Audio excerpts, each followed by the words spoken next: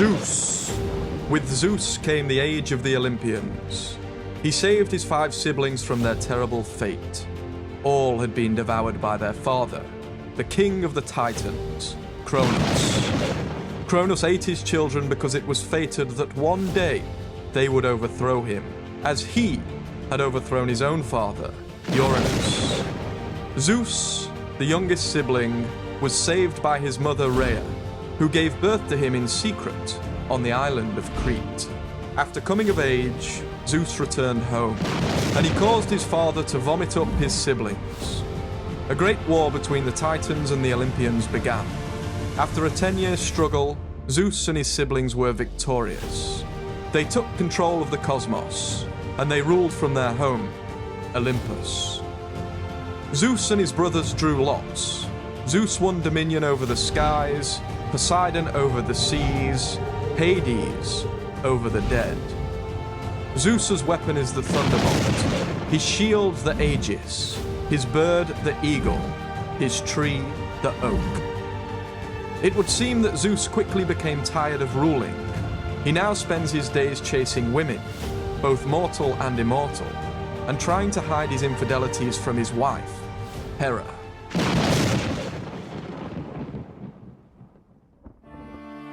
Hera, wife and sister of Zeus. Yes, the Olympians are an incestuous lot. Hera was brought up by the Titans Oceanus and Tethys. She spends most of her time punishing the women that Zeus has fallen for and their illegitimate children, regardless of whether the women were willing, tricked, or coerced into sleeping with the Zeus.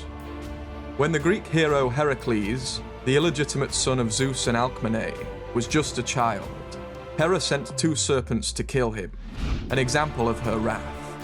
Heracles survived, killing both serpents with his bare hands. Like the other Olympian goddesses, Hera is fixated on her beauty. The Trojan War would have ended much more quickly and much more peacefully if she hadn't been so angry with Paris, the Trojan prince, for choosing Aphrodite's beauty above hers. Hera is the goddess of marriage, of women, and of the family. She was venerated in every Greek home. Athena, Pallas Athena. A pallid bust of Pallas stands above my chamber door. Athena is the daughter of Zeus alone. Zeus devoured her potential mother, his first wife, Metis, and then Athena sprung from his head, fully grown, wearing armor. This is perhaps symbolic of her later association with wisdom, purity, and reason. Athena is Zeus's favorite child. He entrusts her to carry his shield and his most powerful weapon, the thunderbolt. In Homer's Iliad, Athena is a fierce and ruthless battle goddess. Elsewhere, she is a bit more moderate in her preference for war. She is the defender of civilized life. She is one of the 3 virgin goddesses, along with Artemis and Hestia. Athena is a patron of handicraft and agriculture. She is the creator of the olive tree. Her bird is the owl, her city is Athens. Her temple, which takes its name from the Greek word for virgin or maiden, is the Parthenon. Next is Hephaestus, the god of fire. He is usually said to be the son of Hera alone, who bore him in retaliation for Zeus's cranial spawning of Athena. Among all the beautiful immortals, Hephaestus is the only ugly god. He also walks with a limp. He was, for a time, cast out of Olympus, but by whom it is not clear. On one account, his mother, Hera, upon seeing her son's deformities, threw him from Olympus, after which he landed in the sea, somewhere near the island of Lemnos. In another version of events, it is Zeus who casts Hephaestus from Olympus, angry at him for defending his mother. In any case, he later returned. He became highly honored as the workman of the gods, their armorer and smith. Some say his forge lies underneath volcanoes, the cause of their eruption. He fashioned handmaidens of gold to help in his workshop. In the Trojan War, he provided Achilles with a famous shield. Hephaestus is a kind and popular god, He is patron of smiths and artisans. In the Greek world, when children came of age, Hephaestus was the god of ceremony. Now, Ares, god of war. Despised son of Zeus and Hera, he is a cold, ruthless, murderous god. Homer calls him the incarnate curse of mortals. He is also a coward. He cries in pain and runs when wounded. On the battlefield, he comes with his sister Eris, which means discord, and her son Strife. Beside him walks Enyo, goddess of war, and with her comes terror, trembling, and panic. As they move together, the earth streams with blood. Although he was later revered by the Romans under his Latin name Mars, he was not worshipped by the Greeks. There is no positive side to Ares. Ares carries a spear and a shield. His bird is the vulture, his animal, the dog. If you ever met Ares, it wouldn't be long until you met our next god, Hades. Hades is the brother of Zeus. He is the king of the dead.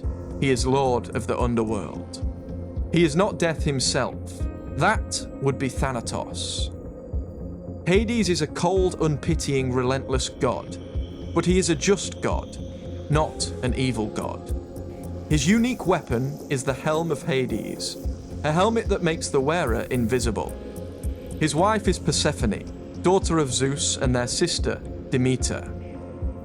He carried her away from the earth, aka kidnapped her, and made her queen of the underworld. Persephone and her mother Demeter were not very pleased about this, and a situation arose that meant that Persephone must split her time between Earth and the underworld. More on this in a minute. Hades spends most of his time with the dead. He rarely visits Earth or Olympus. For some, this means he should not truly be considered one of the 12 great Olympian gods. Instead, they may prefer to include Hestia or Dionysus. But we shall be sticking with Hades. Now, Demeter, mother-in-law and sister of Hades. Demeter is goddess of the corn, of the harvest, of agriculture, and of fertility. Her great story is the loss of her daughter. When Hades kidnapped Persephone, Demeter left Olympus and came to the earth. She grieved among the mortals in the town of Eleusis. In her grief, nothing grew upon the earth. The harvest failed. For as long as her daughter dwelled in the land of the dead, Demeter would never let the earth bear fruit. At last, Zeus had to intervene, for it seemed as though all of mankind would starve. Zeus made Hades relent, and he released Persephone so that she could return to Earth. This she did, but not before Hades made her eat a pomegranate seed, binding her to him and meaning that she could never escape the underworld forever. Once Persephone was released, Demeter allowed the harvest to return. Men rejoiced. But because of the pomegranate seed, Persephone must return to Hades for 4 months of every year. This is the winter, when sorrow returns and nothing grows upon the earth. Hermes, the messenger god, Zeus's illegitimate child with Maia, daughter of the Titan, Atlas. Graceful and swift in motion, his appearance is well known. He wears winged sandals, and he has wings on his hat. He flies as fleet as thought to do Zeus's bidding. Hermes is a shrewd and cunning god. He is a master thief. On the day he was born, he stole Apollo's herds. The babe was born at the break of day, and ere the night fell, he had stolen away Apollo's herds. Zeus made him give the herds back, and to apologize, Hermes gave Apollo a lyre, the instrument which he had just invented and made from a tortoise shell. Hermes is god of commerce and protector of traders, an interesting position for a thief. He carries a staff, the caduceus. It is today a well-known symbol, featuring 2 intertwined serpents mounted with wings. Apollo, son of Zeus and Leto. Born on the island of Delos, Apollo is called the most Greek of all the gods. He is a beautiful figure, a master musician, and he delights all in Olympus when he plays his golden lyre. Apollo is the archer god, lord of the silver bow. He is a healer who taught man the healing art.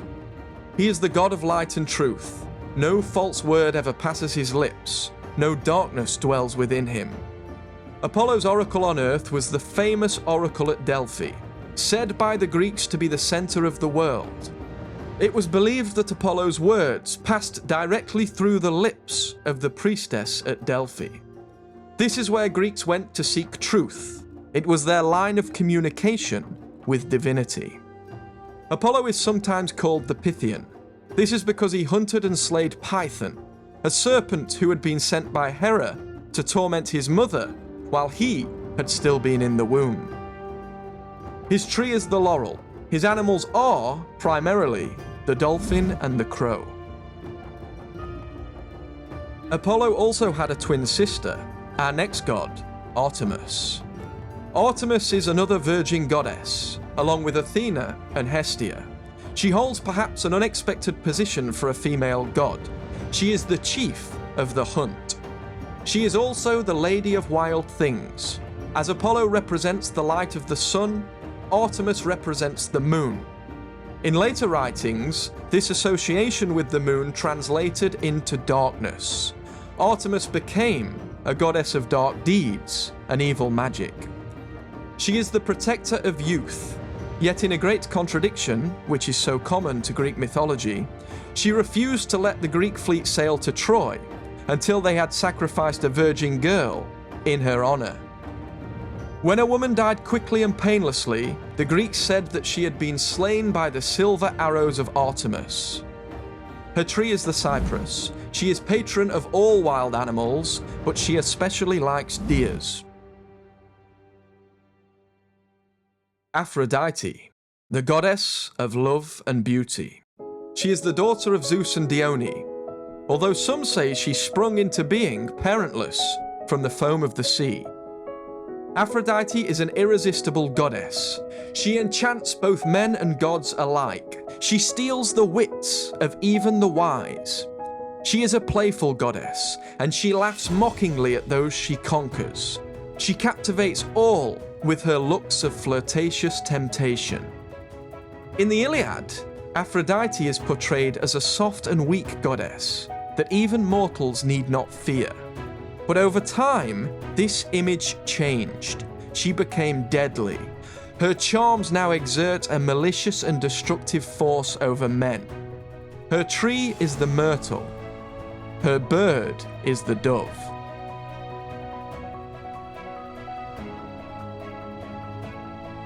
Now we reach our final god, and we finish on a high. Poseidon, lord of the sea, lord of storms, and lord of earthquakes. Poseidon is the brother of Zeus and Hades. His wife is Aphrodite, a sea nymph and granddaughter of the Titan, Oceanus. This is perhaps one of the least incestuous relationships among the Olympians. Poseidon has a great and wonderful palace beneath the sea, but he spends most of his time at Olympus. He is second in eminence only to Zeus. For the Greeks, seafarers they were, he was often considered the most important god, given their immediate needs. Poseidon created the first horse. He is also thus the god of horses. He drives a golden carriage over the seas, and when he passes, a tranquil peace follows. His weapon is the trident, the famous three-pronged spear, which can shake and shatter anything it touches. This is why Poseidon is also known as the Earth Shaker. That brings us to the end of our 12 great Olympian gods. I hope you've enjoyed this video from Immaterial Minds.